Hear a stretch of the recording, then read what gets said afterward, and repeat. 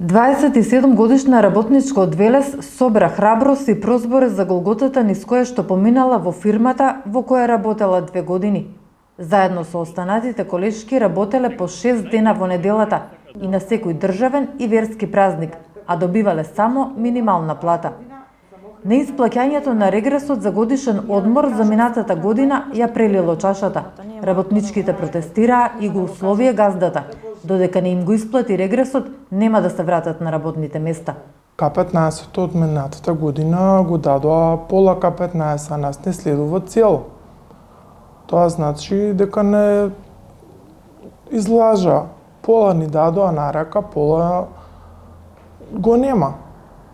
Секоја сабота и секој празник ни работевме и тоа не ни беше исплатено. К-15 ни го исплати, али саботите не се исплатени. Не, никдека никој не насоветувал. Ние жените се сами си правевме, прашувавме, организиравме. Немавме синдикат. Немаше кој да не заштити. Нашата соговорничка е една од 1500 работници во Вардарски регион кои изминатата година пријавиле прекршување на работнички права во Сојузот на синдикати на Македонија. Таа сега вели дека повторно нема да ја направи истата грешка.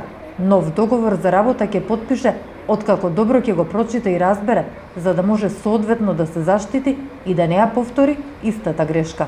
А токму ова е само една од препораките на Сојузот на синдикати на Македонија, кој дава заштита за кое што работниците и работничките многу малку знаат. Тоа што во последната деценија синдикално не се организираат ги доведува во состојба на обесправеност.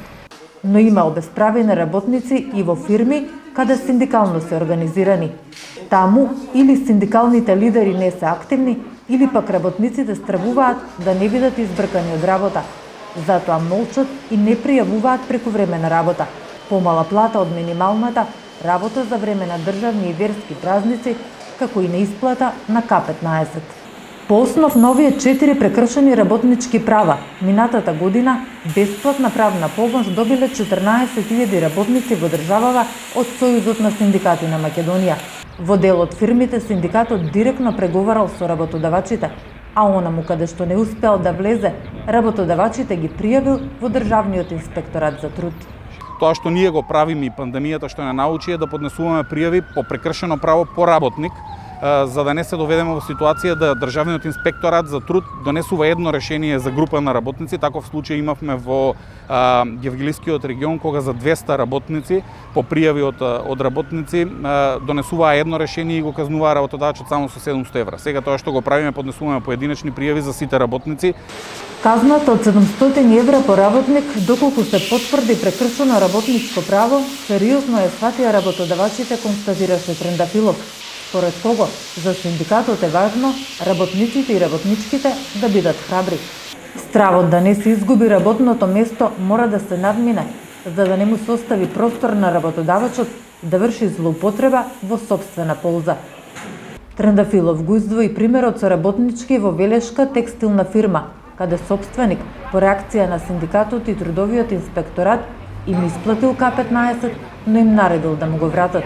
За жал, ниту еден работник не сакал да учествува во организираната акција на ССМ со полицијата и Министерството за труд и социјална политика. Но за жал, во наредните денови беше молк. Работниците веројатно не се охрабрија да пријават работодавачот дека им ги бара парите назад, а единствениот механизам во таа ситуација е да бидат обележени банкнотите, инспектори на Министерството за внатрешни работи на лице место да ги констатираат овие неправилности и работодавачот да одговара можеби со казна затвор. Статистичките податоци од Државниот инспекторат за труд во Велес од минатата година говорат дека инспекторите постапиле по 127 пријави, и тоа најчесто за доцнење на плати и придонеси, како и за неисплата на прекувремена работа. Додека за прекршување на работнички права во Основен суд Велес биле поведени вкупно 169 постапки, од кои и за прераспоредување од едно на друго работно место, за хранарина, ноќна работа, јубилејни награди. Анализите на овие две институции покажуваат дека не е мал бројот на работници кои што бараат и оствариле правда. По сите преставки е постапено од страна на трудовите инспектори.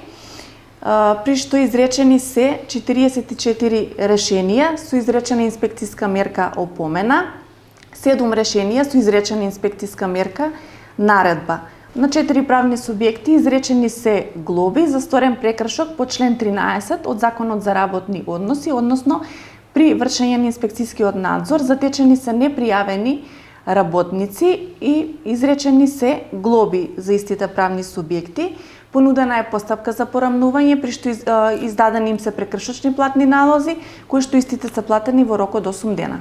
Не може да не се забележи дека навистина, реков, во конкретниот вид на предмети, во конкретниот суд, евидентно е дека некаде околу 70% од тужителите и тужените биле задоволни. Задоволството или незадоволството се мери. Еден од параметрите е според бројот на обжалени одлуки. Станува збор за парнични постапки, за вонпарнични постапки, за трговски спорови. Тука станува збор најчесто за предмети кога граѓани или фирми поднесуваат тужби, а со самото тоа што поднесуваат тужби до судовите, јас лично би извлекла заклучок дека имаат верба во судот, дека ако на друг начин не можат да си го решат спорот, судот е тој кој што ќе го реши. Особено ако, како во конкретниот случај, се утврди дека од донесените, пак ќе кажам, 116 предмети, само во 34 странки, една од странките била незадоволна и вложила жалба. Примерот пак на Велешката фабрика за шински возила Колска е редок случај на остварување на работнички права преку синдикално организирање. Иако со децении се чардак ни на небо ни на земја, кога е во прашање дефинирањето на статусот на фабриката. За остварување на работничките права, на повикот на синдикатот, работниците ги вклучуваат сирените и ги запираат возовите. Така добиваат плата.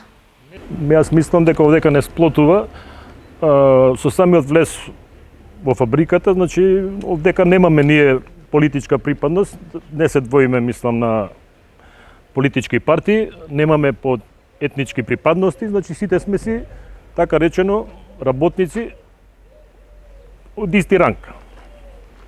И во интерес кога е за плата или за некои наши работнички права, значи тука сме сите сплотени, заеднички настапуваме и тоа е тоа.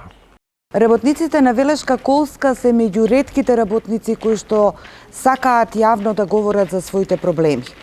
Тоа е нивна предност и кога станува збор за новинарите, но исто така и за институциите, затоа што делумно сепак ги остваруваат своите права. Очигледно е дека во остварувањето на работничките права, македонските работници и работнички потребно е да се охрабрат и да им се спротистават на работодавачите, затоа што Законот за работни односи е на нивна страна.